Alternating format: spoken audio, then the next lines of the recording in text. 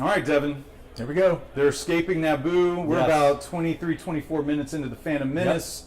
And as they're escaping, they being Qui-Gon, Obi-Wan, Jar Jar, Padme, Padera, as they're escaping, shield generator goes down. Yeah. They're trying to get through the blockade, Yeah. and they need someone to fix it. Right. In comes R2-D2. Here he comes. So here's the question.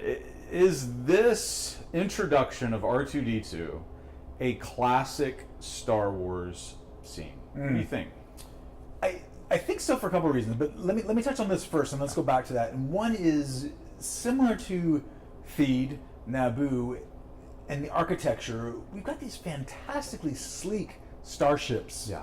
That I think seeing that for the first time coming from the original trilogy and seeing something shiny and new is phenomenal. Yeah, yeah. That being said, I love this intro of R2. It is, if you know the character R2 going into this, it's classic R2. Yeah. And I think here he probably delivers one of my favorite lines. Yes? Your favorite? Yeah. Do-do-do? Yeah, that's a good one. Second only to Anakin talking droid Yes. in the outtakes. It's broken. Can you understand what he's saying? I'm not a protocol droid. I'm pretty sure that Beep is down. I sense Count Dooku is above us. Oh, yes, you're right. Beep is up. I think. The deleted Deleted scene. scenes. Yeah. Here's what I like, right? You mentioned it in a previous episode, and that is this. R2-D2 saves the day time and time and time again. He does. Yeah. And in the Phantom Menace, he has a moment to shine. Yeah. And I love that. That's one of the things I love about Star Wars in general. Yeah. I think BB-8 has some moments in the new trilogy, the sequel trilogy. I think R2 has probably the most of a droid Yeah. in any Star Wars, in the Star Wars saga in general. And I love that Lucas is willing to do this. He's willing to take a moment and put the spotlight on a non-human or non-alien character. Right.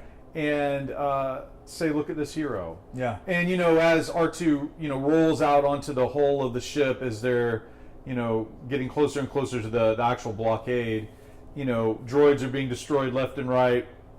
Obviously, it's by chance, or is it? The Force is at work.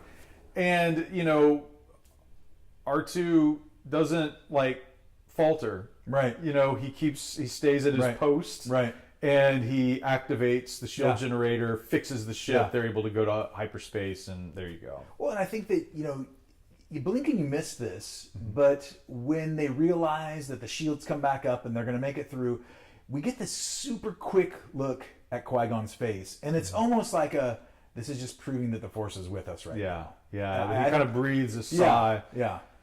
It's in the editing that you do stuff like that. There's tons of acting, and Lucas and the editors of the Phantom Menace, they said, well, let's have this little moment in response to what R2-D2's just done. Yeah. And I love that. Yeah. And I agree. I think this is a great introduction to R2-D2. Yep. A lot of younger people, this is their first experience of Star Wars. Yeah. As they, or it could be animation, but a lot will start with episode 1. Right. Go to the first one and watch it, unlike us. And I think what a great introduction. And then later, and we'll look at this scene in a few episodes from now of Prequels in a Pint. He gets another little moment where the Queen thanks him for what he's done. Indeed.